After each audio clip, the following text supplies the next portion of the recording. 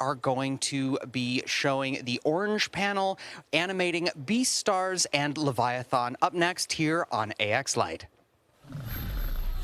When I saw your name, usually Japanese people would write the name with an R. Yeah. Kind of. So you stick with the L. Yeah, the pronunciation is close to start the panel then. So I'll do a quick introduction for myself, in case if you don't know me. Okay, the photo blew up. My name is Yoshihiro Watanabe. I'm a producer from Studio Orange, and that's me as Ryuk from Death Note during college in Westwood. Now, this time for AX profile picture, I was only allowed to use professional pictures. I can't use my usual squatting on my toilet picture, so I had the stress, so I had to let it go here. Thank you very much. So about our studio, if you're not aware, we worked on a show called Land Lustrous. Oh, thank you. What was that? Huh? Okay. I mean, I answer at every single con, but that's not decision not ours yet. So, I mean, once the business side makes that decision, I mean, if as a creative side, there's dozens of animators still working on, worked on that show is still with us. So once that decision is ever made, we would love to make that. But for other shows that we are currently working on, Beastars.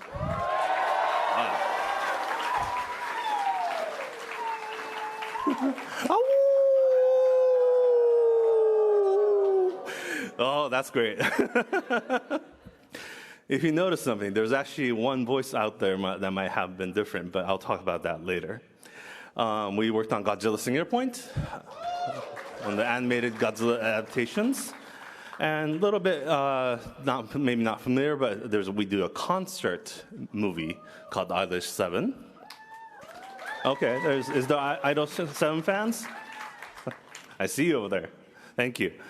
And Trigun Stampede.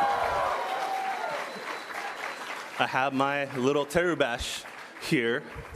I made the oath to travel a million miles with him. I'm only 10% done so far. I'm not sure if I'm going to done before Stargaze. And also I have a little Lego show over here. Thank you. But our studio is run by Eiji Inomoto. He's the CEO and also the animator. So if you ever watch Land Lustrous, you saw Foss doing this. It's Eiji Inomoto doing this to really animate that character. And he's been 40 different characters in season 1 of Beastars. But yeah, he's the master. He's behind all of our inspirations. The company started out just by himself, and we produced shows. I mean, we just talked about it, but other than that, we have 20 years of history, and we worked on these kind of works from like a lot of mecha shows, like Code Geass, Evangelion, the movie feature films. We actually didn't work on Gundam for some reason, but we worked on a lot of mecha shows. Yeah, thank you for noticing. Yes. And so as a studio, as a company, we have these kind of features. We have producing, so myself, producer, but we're mainly an animation studio. So our CEO's animator, we have tons of animators. We have about, right now, 80 animators as employees. And then the modeling department, VFX department, and art department and stuff. So these are actually done, most of these in-house. We do work with outsourcing partners, but a lot of the quality is definitely built in-house. And let's talk about Beastars.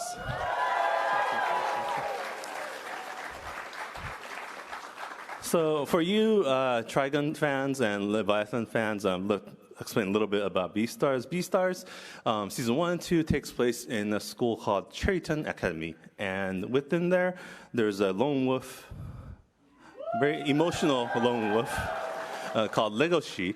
And he witnesses a murder, or he doesn't witness a murder, but he encounters a murder case within his, it's not a murder, sorry, it's a devouring.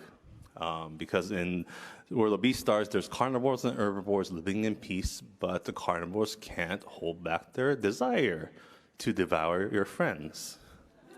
So, okay, that's part of it. And it's a friendship between Legoshi and the flip's not moving. Okay. And the hot deer, Louis. And there's many Legoshi's friends, and he also falls in love with a rabbit. What's funny is that before Anime Expo, I had a presentation at a certain studio who had similar show. And it was a very awkward presentation for me to present this story about a rabbit, the romance between a rabbit and a carnivore. But it's a lot of school dramas, and there's suspenses, there's a lot of actions. So how did we create Beastars is one thing. So creating animals with motion. Now, as I just said it, it's not as simple as I just said it, because. See, so animals with a very realistic physique and also a realistic face of animal. So we wanted to create a sense of animal feeling, very natural nature feeling, but also very sexy body. So but animals, how can animals be relatable? I mean, if you look at wolves, I mean, I love wolves. But if you compare it to humans, they're not as compassionate. I mean, they might be compassionate to you, but we don't really know as a structure of the face if they're compassionate to humans. So we looked at this anatomically, and we're looking between how the facial muscle structure works structured. Human face has a lot of muscles around the eyes, but animals, wolves particularly, only have this kind of muscles. But we looked into dogs. So dogs, and the flip isn't moving. It's my PC's problem. Sorry about that. Okay. I mean, if you compare it to the previous wolf picture, much more relatable. So we started looking into the facial structure of dogs now. Dogs actually have additional muscles compared to wolves. So these are actually really interesting discoveries we made to create the wolf character Legoshi. And so Legoshi can be very sensitive. He could be happy, sad, very angry, surprised, and very scary as well. And more of everything, he is goofy. And so I'd like to talk about the newest season of Beastars Final Season Part 1. And we'll talk about that later, some of you might already know. But Beastars Final Season is about this thing called melon. And everyone is some reason so fascinated by, sorry, excuse my words, melon. But it's not flipping. Okay. Sorry, I think I need to build a lighter deck for every single con. Okay, so there's the melon. Is everyone seeing this? Okay. Oh, sorry, you're not supposed to see that. But Beastars is set in the world, very real world. So, I mean, it's not just the cheerful side of the school. There's the very adult side of the world. And Legoshi actually gets expelled in Season 3. So he's actually out in the real world where much more things are happening. So he gets posh life. He gets much more romantic relationship. I need to make a lighter deck. Okay, here. He advances his romance with this rabbit, Haru. Okay. So, sorry. So making sequels, it must be easy, you know. You already have Season 1 and 2, and is it just going to load if I just leave it there? No, it's not. So I have to flip through it to force it to load. So we have the bear, Legoshi. We have bear characters of all the different animal characters. It's actually safe for all ages because there's nothing actually down there. I just put it there because I mean, just in case something might show. But no, nothing showing. But CG models. So CG models, it must be easy to animate sequels because you already have the models. You just have to maybe create more variations of clothing and stuff. So it must be easy. That's what we thought. So sequels is easy. Of course not.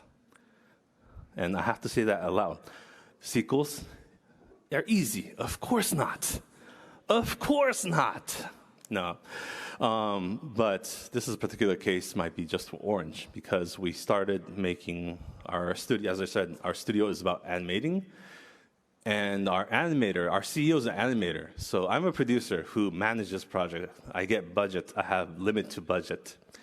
You can't spend more than the budget. I have to tell our CEO that. Our CEO's like, I want to do more. I'm like, you can't. I'm the CEO. I'm like, okay, do it. So in the case of beastars, we started developing all the different models, variations of models, other new characters appearing in the season 3. And so this is like, oh, it's not showing. It's really fast. No, these kind of things takes about months to develop. And this is the new character, Melon. And very sexy. And, okay, some variations of Melon. And here you go. And one of my favorite characters, Sagwan. He's very safe. No, his personality is such an amazing character. And also, so we're developing characters. So we have the models, so we could just use the same rig, which is the bone, how the anatomy of the animation works and stuff. But our animator said that it's not enough. So we actually go back in. This is the season 1 rig. And then we go into adding more controllers, which is how do you much more wider expressions, sensitive expressions. So these are additional controllers we had to develop just for this season 3, final season and more, to make it possible for more subtle, sensitive kind of expressions. But season 3, so season 1 and 2 took place in the academy, which meant one world. Season 3 takes place in the real world, outside the world. So that's new life, new story, new place, new friends, and new team. So what happens is that you see the building in the middle, that's the school. The building everywhere else is the world. So what do we have to develop? We have to develop the new world now. So we have to see where Legoshi lives now, outside of the school. He's no longer in the dormitory. He lives in a rural apartment. And if he has a life there, it means that he has a room there. So this is Legoshi's room we're developing. And then he has neighbors. So then we have to start thinking, what kind of neighbors does he have? I mean, the manga said a lot. But when you're actually thinking about how these people behave, there's much more scenes that you can see than manga. So let's see how kind of... So you have to see how Legoshi interacts with people at the hallway and stuff. And then we have the neighbor's room, the hallway, the stairways. Oops. Again, it's not loading. Okay. Stairways. And then, like, he goes out in the city to have fun or deliver papers at the city office. So there's a city office. There's the walk. Sorry about that. And there's where he works, and then the other city hall where they have like arcades and stuff. And this is the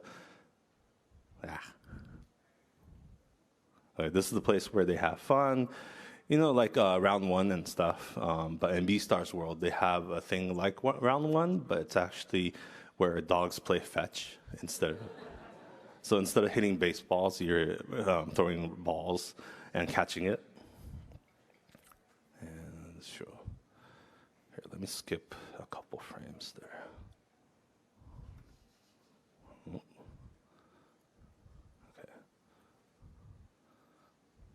And some sketchier areas. This is the alleyway, and this is the black market. So we have to figure out what kind of pathway leads to such a shady area to have a black market. This is a black market where they sell their herbivore meats for the carnivores who can't resist their thirst. And because they're all animals, you don't just have human type of imagination. You have to have carnivores with wings as well. So they have shops for people with wings.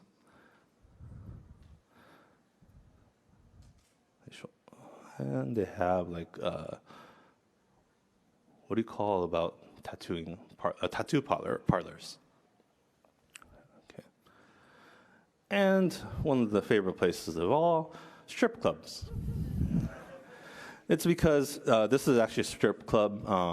What's so favorite about about this place for me is that they actually have cage around strip clubs because carnivores gets too excited, and then their hunger kicks in too.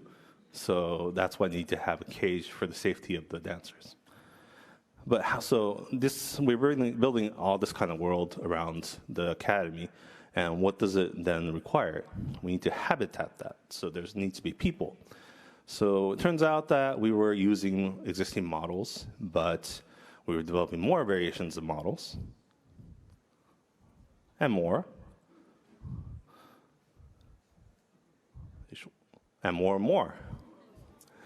And these are all just people filling the streets too. And then we build more. And so in the end, we're actually making twice the amount of CG models combined of season 1 and 2. So this was not an easy job. And we're building the world, and details really matters. So like, for example, simply bar, you have to have a special stool where it's designed for the tails. So we're making new bars and make sure that that kind of details is kept. Yeah. And to show how process works from start to finish on our production. So what you see right now is the storyboard. Let me lower the volume a little bit. So what you see is from storyboard to what we call a cutting, which we're timing the shots, and then we do dubbing, which is we're putting in the sounds and the audio into the film to make sure all the timing fits in. And the fourth panel you see on the bottom right is the final screen. So while we were working on the right side panel, Legoshi's in his old school uniform because we didn't have a model ready. And you might see him battling his friends, but he's actually just battling thugs on the streets. And some scenes you see a new model because we were able to make it in time for that shot. But other times, sometimes preparing the models might be a later process. So you see this kind of things happen all the time for us. And some reason, Legoshi's grandpa comes in, but no, he's not fighting his grandpa right there.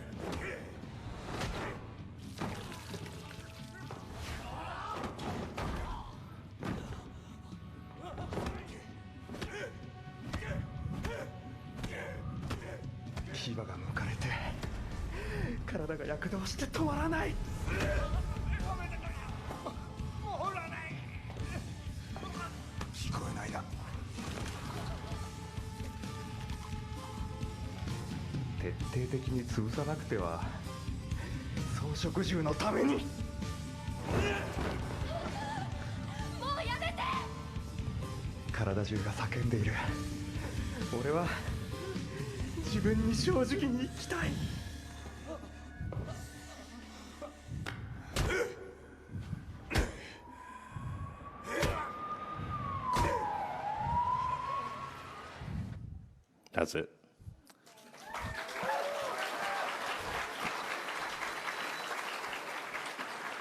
That's actually like 6 months of people's effort. I mean, it depends on how many people, but I mean, I think that right there, just right there, it's like maybe 6 people at least for 6 months of work, effort. So we'd like to move on. I'd like to just give a shout out to someone, special someone that's in the crowd.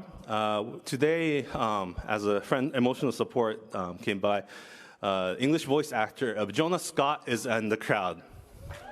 Please give him a round of applause.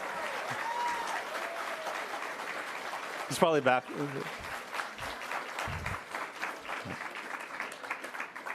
Thank you. But he's just here as for fun, so don't try to bother him too much. I mean, if he allows it, then that's fine. But okay, so Beastars. What's up with Beastars? I mean, we promised part 2. When's that coming along? If you were at the Netflix panel, you probably know.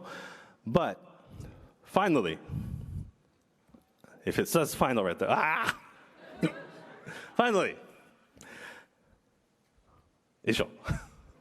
2026. And that's the new teaser visual for Beastars Final Season Part 2.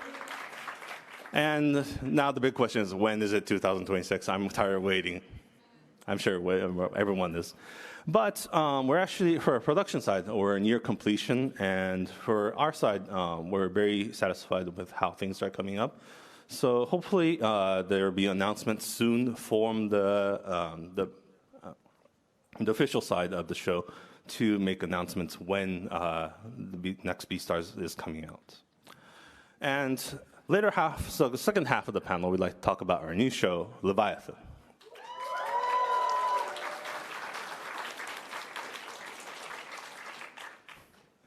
So Leviathan, I'd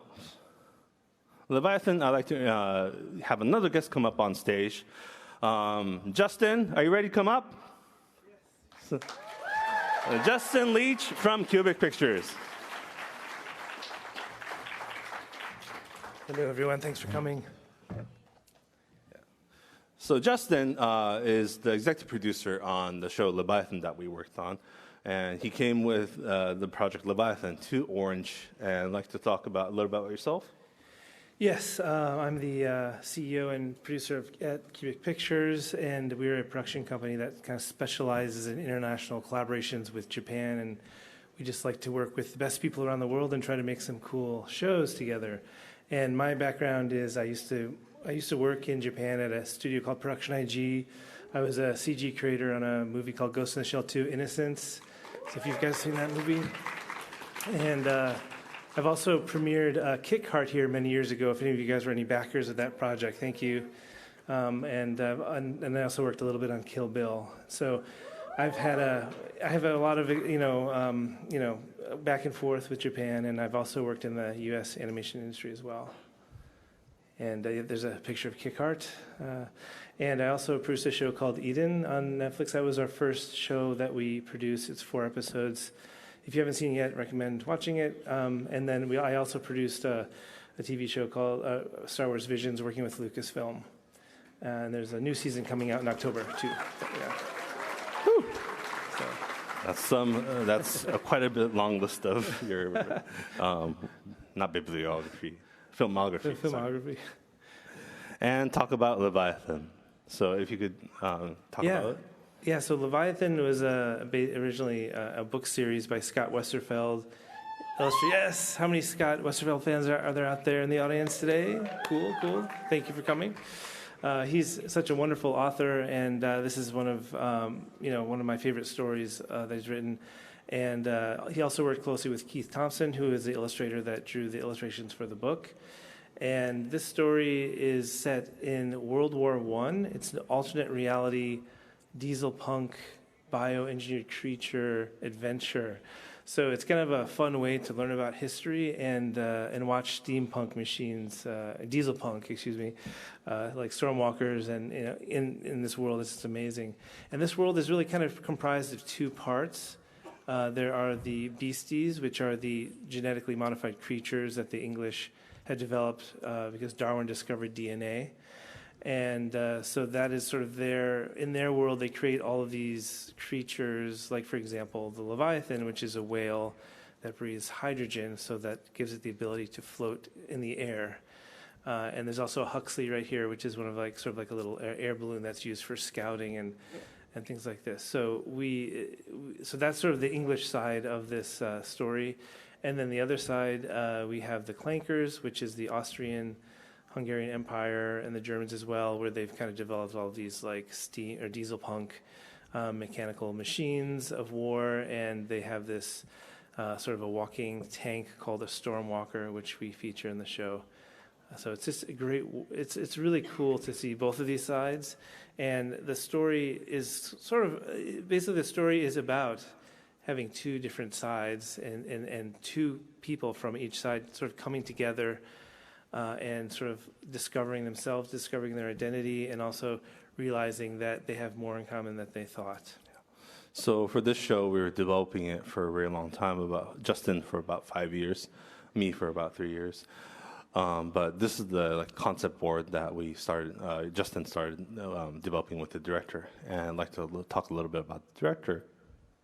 Yep, yeah, and our director is Christoph Ferreira, who is a wonderfully talented artist and director, and he's also a comic book artist. He drew and created some comics in France called Milo's World, and he lives in Tokyo, and he's bilingual, he speaks Japanese, and he's been animating alongside so many talented animators in Japan. And so we brought him in on pretty early to be our director, because also a lot of the story takes place in Europe, so we wanted to make sure that we were able to sort of get that right. And so Christoph was an amazing director. This was his first project. Not bad for a first project, I got to say. So very happy for him to have joined the project. Yeah, when Justin came to us for this project, he's like, "Oh, it's a French director." I'm like, "Oh, that's interesting." And he's like, "He lives in Japan." Ah, okay. I'm like, and then? Yeah, and then he lives about 3 blocks away from the studio. So it's very convenient, but that wasn't the reason why we hired him. But it did happen to work out really well. He could just walk there. Yeah, when we're doing meetings and when we're done with the meetings, he's like, "I'm going to go pick up my kids." And 3 minutes after, he comes back in the studio. So I guess for him, it was a good experience. And I'd like to talk a little bit about the characters. Yeah, and the character designs, we wanted to, there's a very strong visual language in Keith Thompson's work, and we were trying to find a balance between the world that Christoph was trying to create, and we wanted to create this new adaptation that took the best of both worlds, and this is sort of the character design that we went with, and very kind of a classical design and inspired by Ghibli. I say Studio Ghibli was a big influence in the designs. We'll talk a little about his backstory as well. Alec's backstory. Yeah. Alec was based on some historical facts of the Archduke Ferdinand was killed in Sarajevo, and was sort of the incident that sort of started World War I. So he was raised in this very sort of wealthy world, and he had teachers and people that took care of him, and he was very, very learned and was very protected in his world. And so his view of the world is very limited in terms of having real world experience and going out. And so, as in the first book, that's in the story, Alec his sort of caretakers come to him and basically tell him that he's going on a night mission, and they're training him to pilot a stormwalker. But in reality, they're trying to get him out of the castle and to Switzerland because the Germans are coming to kill him. So that's sort of the beginning of the story for him, for his journey. He's been trained in classical music, and his mother. One of the things that's unique about his parents is that his mother was not necessarily, she was not a commoner, but she was not really a part of the royal family. So they were always sort of kind of like outsiders. And so that's kind of his sort of where his story begins. So this is sort of a fiction meets reality. It's a fiction, not fictional history. Historical fiction. And I actually failed my history class, so I don't remember. But the Duke of Austria being assassinated was one of the trigger elements of World War I. And that's what basically we are at the start level of the story of Leviathan animation. And Alec must flee from his safe home into the real world, and it's a warring world. And so he can't just stay as a boy who knew nothing about the world or how serious the world was. And there he meets another character called Sharp. So yeah, so Sharp is she's in our story. She starts in Scotland. She's the daughter of a aviator and has always dreamed of flying. And so she decides to dress up as a boy in order to get into the military, because at that time that you had to be a boy to do that. And so we start her story off where she's taking on this new identity to follow her dreams and to become a pilot, or just become a member of the Air Force. And for those who joined us, who was here for the premiere last night?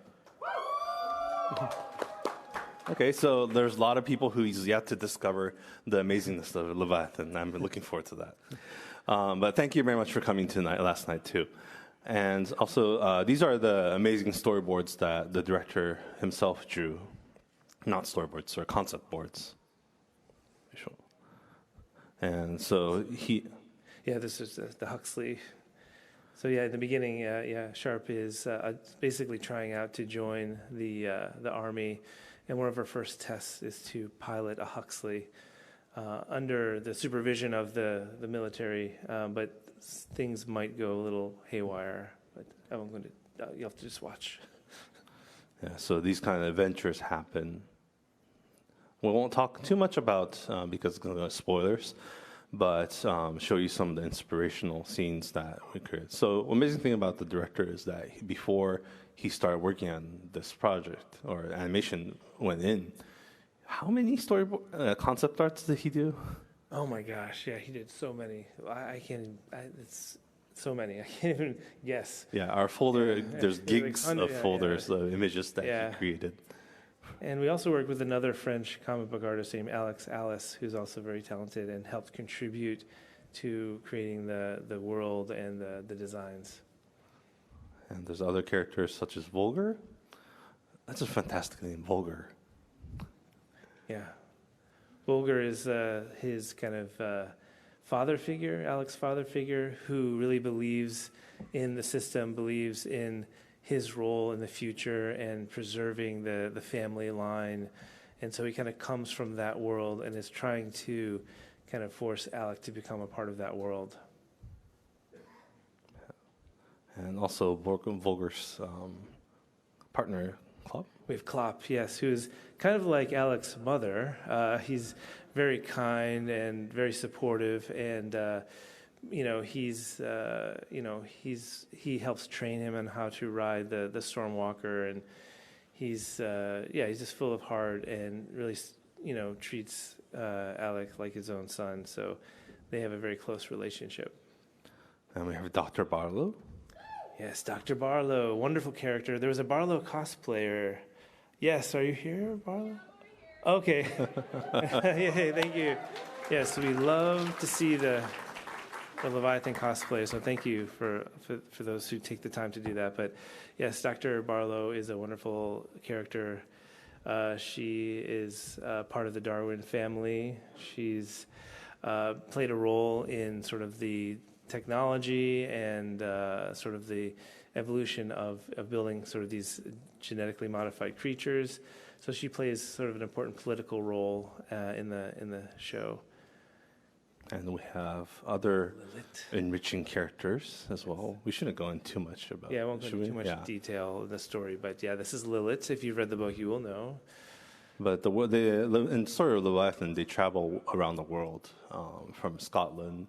From Scotland to Austria. From there, they go to Switzerland. From Austria, where they go to Edinburgh to Paris. They make a stop in Paris, and then somewhere in Asia, then Russia, and Istanbul, and eventually we end up in the U.S. in a city in the U.S. And then where you're very familiar with.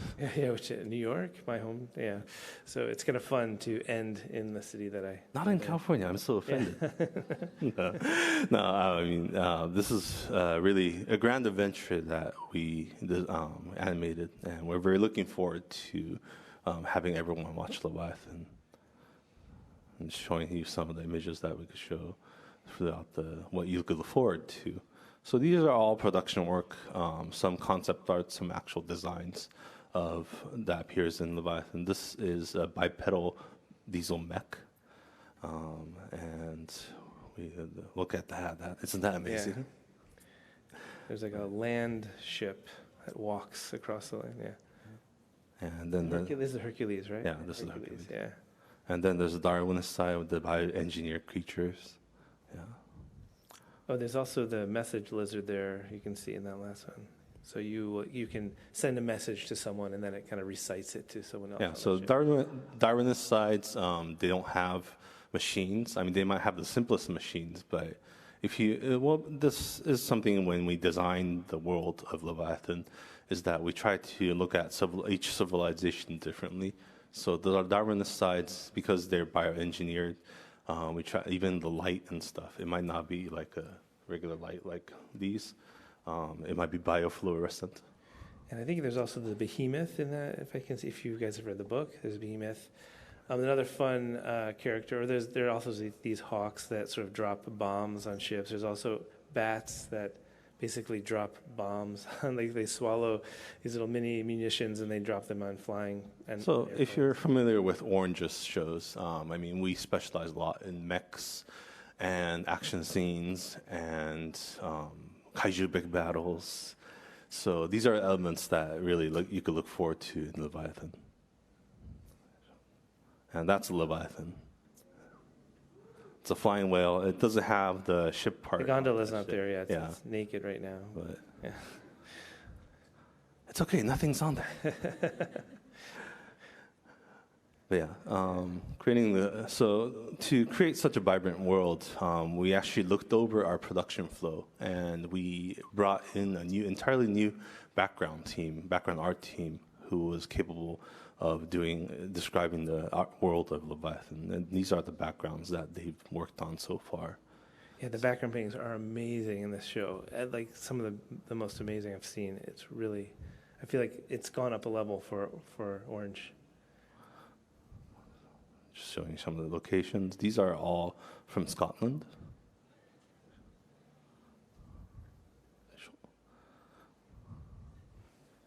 And some mechs inside the mech, and some of the different various locations that we travel around Leviathan. Just flip through them.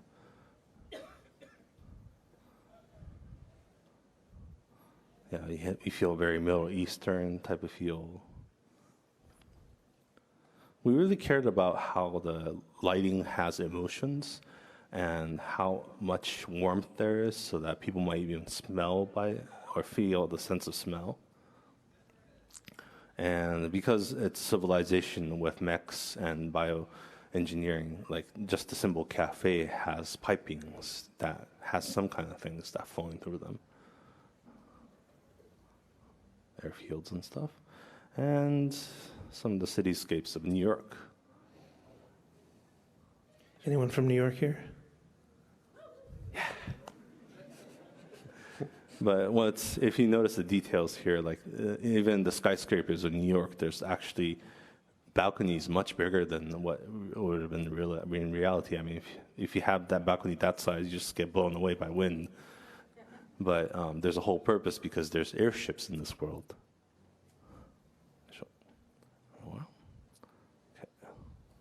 Statue of Liberty, yeah, and inside Leviathan as well. So it has a huge Art Deco type of design inspiration as well. And you can see the visual language of all the curved sort of design motifs, kind of supporting the Darwinist ideology. And also then, so talking into how do we develop technically Leviathan's characters. We have Alexander. Oh, that's misspelled. It's supposed to be a K right there.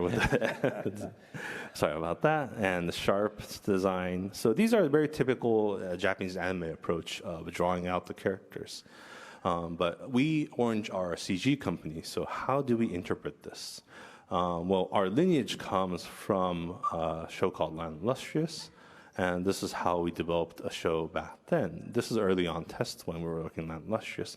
But actually, it looks 3D, but what in fact is that the mouth is actually hand-drawn on there. So at the time, we did not develop the technology to comfortably draw a mouse onto the characters. So everything about them is 3D except the mouse. But as we were developing through beastars, we learned much more about human anatomy. We had time to develop tools to create more expressions. So we came up with this.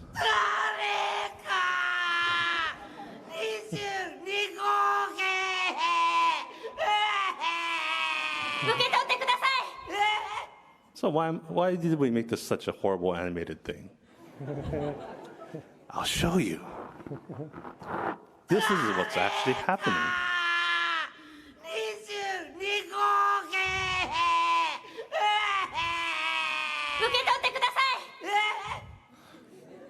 So what actually we did there is that on camera, so on the viewer's eyes, the model looks very natural. But to make it look natural, we had to make the actual model look unnatural, which doesn't make sense at all. But we'll show you a little bit. So this is how the final scene or final animation looks.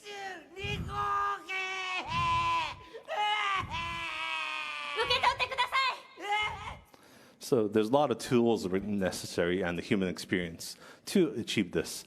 And also animators' skill to imagine the emotions. So let's show you that.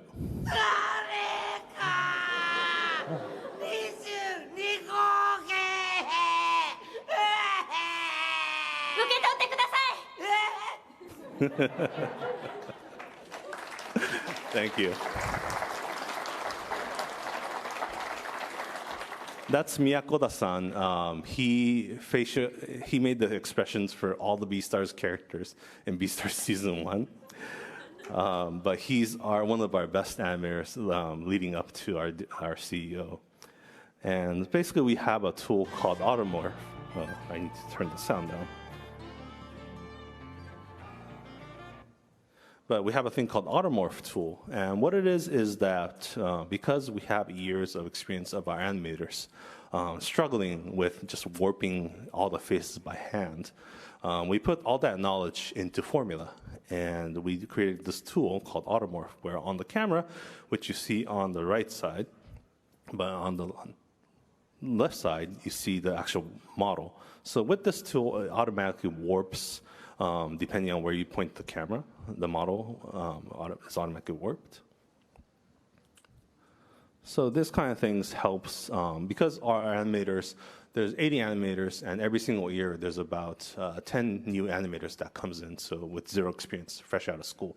So have people come on board at the earliest is we give them these kind of tools so that they can start out with other people's experience and then learn from there. So this is also another view of how the model warps. It's much more easier to see, maybe. But if you notice, there's certain angles we don't try to show because the tool is not perfect, and it's far from perfect.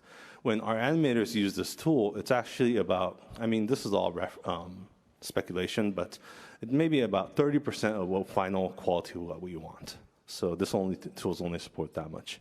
And also, it doesn't support certain angles. So if you look there's no angles that it looks extremely down or extremely up, because the model completely breaks when you do that. But in Leviathan, we updated this model tool, and we were able to accomplish more at the bottom look. But in order to do that, we were giving memos to how to establish these. So these are the memos that you see the red lines connected to show that these are the more natural look if it's supposed to be drawn. And the tool was developed to get it this much. But, I mean, it's still not perfect. So the animators have to eventually go into actual shots and fix them all. But it does help them start out from somewhere.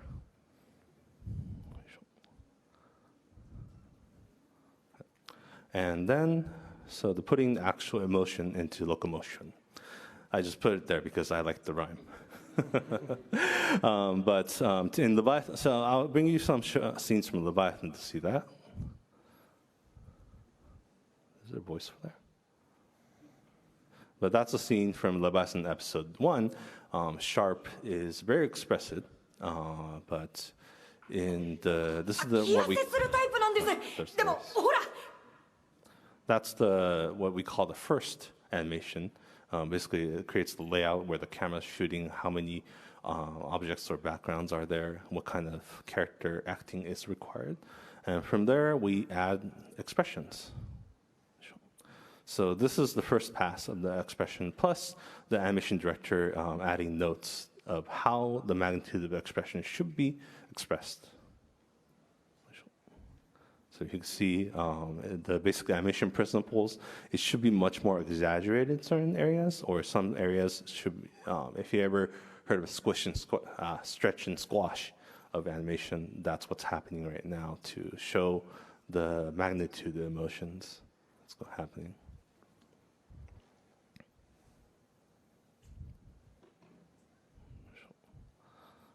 If it loads.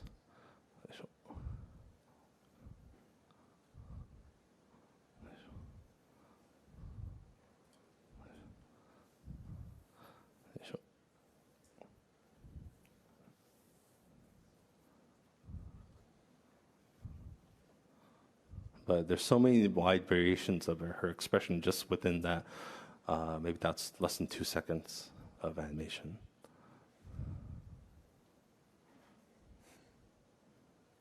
Looks like a rapper there. Yeah.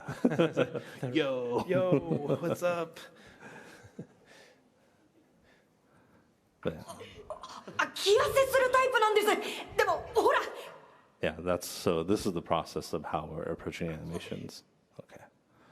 And that's the final. That's the final animation again. Okay. So also in Leviathan, we actually have a camera called a cinemascope. So if you watch Leviathan, if you notice right now, it's actually much more narrower than regular anime is, even for movie anime. So what this means that we actually, human eyes are actually much more focused on details, much more, because your field of vision is much more limited. And in order to do that, we have to create more space. So we have to create much more information to create the sense of reality in Leviathan. And what we did is that we had our hand-drawn background team become 3D artists as well. So what they actually did is that they used various tools to make 3D landscapes to be able to, we're able to at least move the camera around, or even if it's a still image, they could have much more information, depth information. So this is them building the city of New York. And this is the concept that originally was supposed to be for this shot. And it's developing, and it becomes the final look. So what it is, this is a combination of 3D and hand-drawn. So the hand-drawn artist actually goes into the 3D model and directly paints over them instead of creating textures. So this is the final look. So there's various efforts made in Leviathan especially to bring up the quality of the film. And I'd like to talk more about the other sides, so not just animation, but we are producers. So we bring in other elements to the show, the music side. And the music plays a significant part of storytelling of Leviathan. And I'd like to talk a little bit about the music. Yeah, we have some amazing composers that have worked on this project. Our main composer for the show is Nobuko Toda and Kazuma Jinochi, who have worked on a lot of amazing projects, and they have really a lot of experience in composing music, and we wanted to have a very big classic orchestral score. And in addition to that, we were able to sort of work with them in partnership with Joe Hisaishi as well, who is an amazing composer you've seen from Studio Ghibli films. And we were able to, he composed 5 songs in the film that actually played sort of a part in the story itself. And that song tied into the theme of the story. So it's music that definitely plays a really important part of this project. And then we have the wonderfully talented Diana Garnett, who sang the end credit song, which, are we going to play that later? Yeah. Yeah, okay, yes, which we will play for you guys. And so we'll play that at the end. Okay. Let's talk about how things happen. So throughout, our production, every single project is connected. Some kind of elements always passed on to our later shows. So from Leviathan, all the way from Land Lustrous, there's some people's knowledge or people itself or tools that's passed on. And sometimes the models are tweaked to make it look like different characters too. But from Dragon Stampede to evolve to Beastars Final Season, Part 2, and Leviathan. And then from Leviathan, it goes into Dragon Stargaze as well.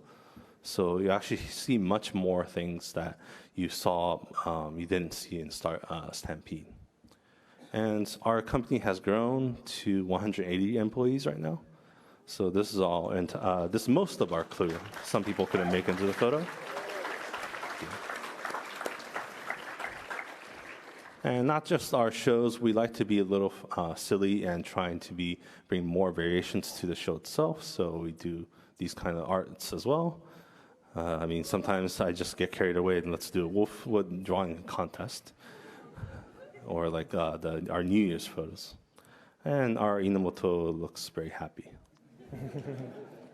Yes, especially because this was a 20th year party that we had recently. And also, we do have production babies of all the veterans. So this is a great photo because it shows our 3rd year to all the way to 20th year, or 21st year, including our CEO.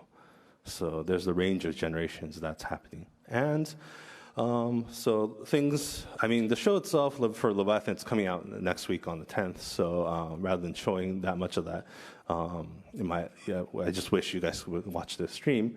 But there's some things that you could look forward to.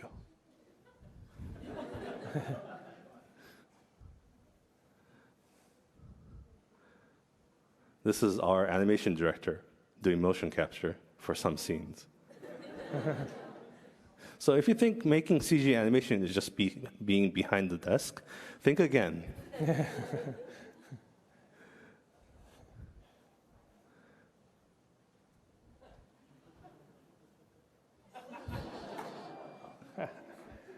I remember that scene. Yeah.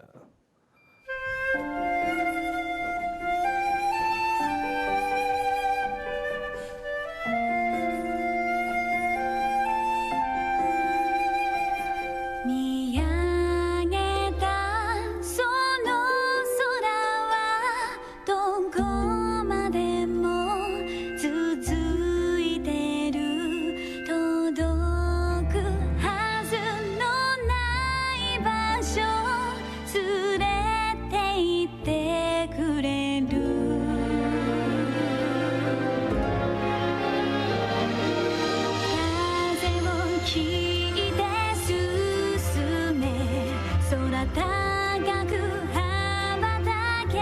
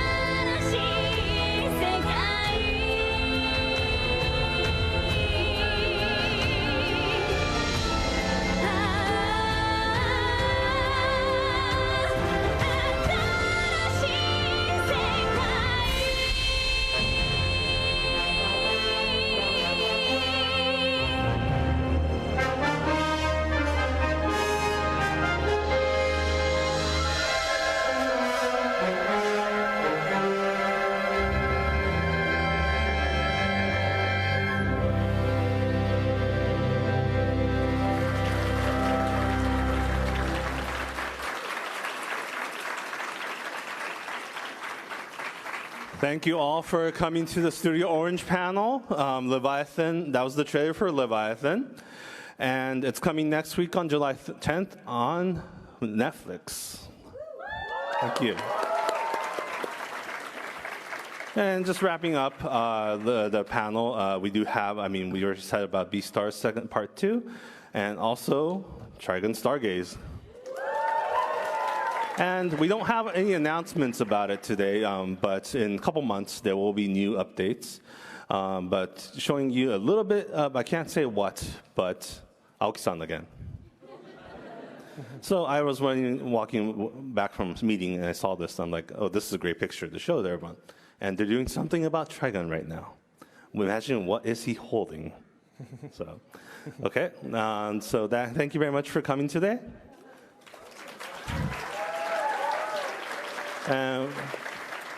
Yeah, everyone couldn't come from the studio because they're busily working on Trigon Stargaze and Beastars right now. So thank you very much for everyone coming today. I'm going to pass this energy back to Japan, to our team. Thank you. Thanks, everybody. Please watch Leviathan. Thank you. Yeah, thank you. Have fun. Have a great expo.